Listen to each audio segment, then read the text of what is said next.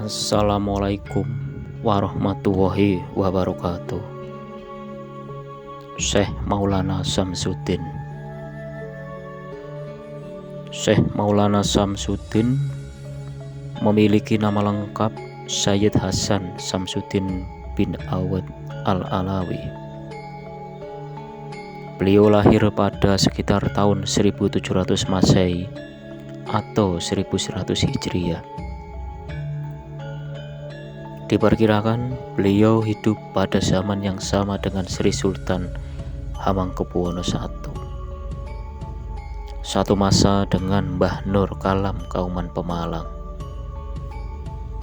Adapun julukan Ki Joko Segoro yang dikelarkan kepada Syekh Maulana Samsudin karena beliau merupakan sosok ulama besar yang tidak hanya memiliki wawasan agama, akan tetapi juga memiliki wawasan dan keahlian dalam bidang strategi kelautan.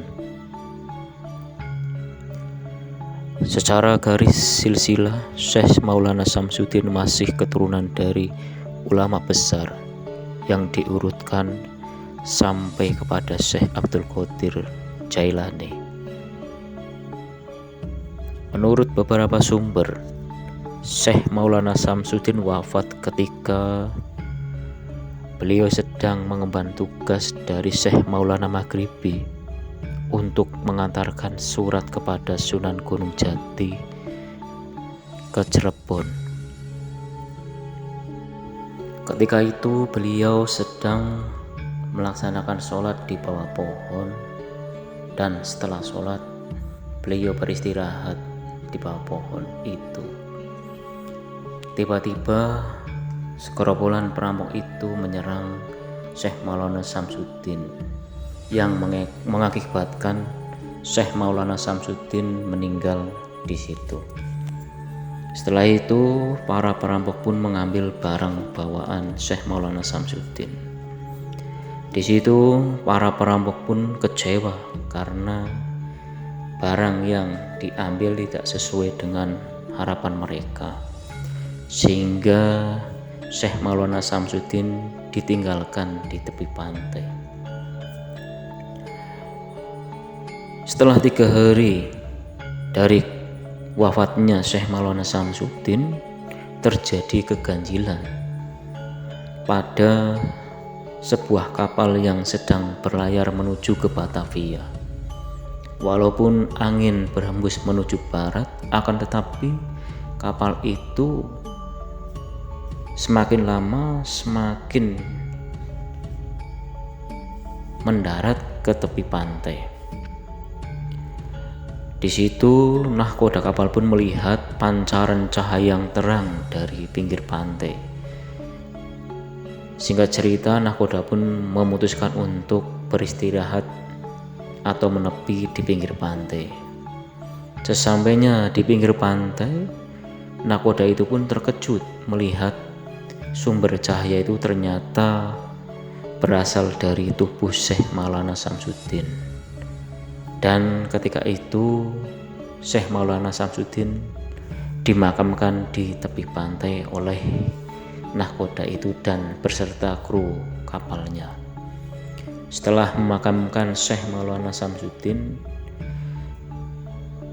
nahkoda itu pun melanjutkan perjalanan ke Batavia. Nah, di situ terjadi keanehan. Dalam perjalanan ke Batavia hanya 1 jam sudah sampai ke Batavia. Tidak hanya itu, setelah sampai di situ, nahkoda kapal itu pun kaget dengan hasil penjualan barang bawaannya yang mendapatkan untung 700 kali lipat daripada biasanya. Sehingga nahkoda kapal itu pun merenung dan memutuskan untuk kembali ke makam Syekh Maulana Samsudin. Beliau membawa barang-barang material untuk membangun makam Syekh Maulana Samsudin agar tidak hilang.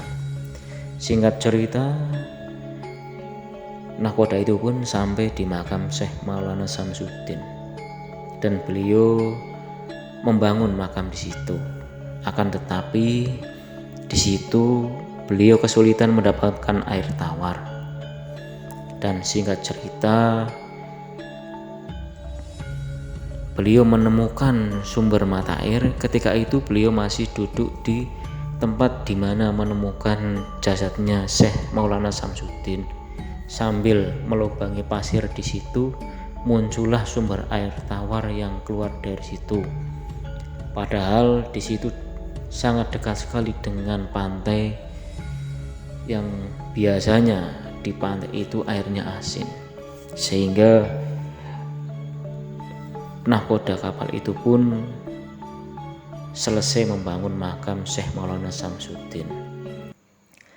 Nah teman-teman, disitulah sedikit kisah tentang perjalanan Syekh Maulana Samsuddin yang sampai sekarang makam beliau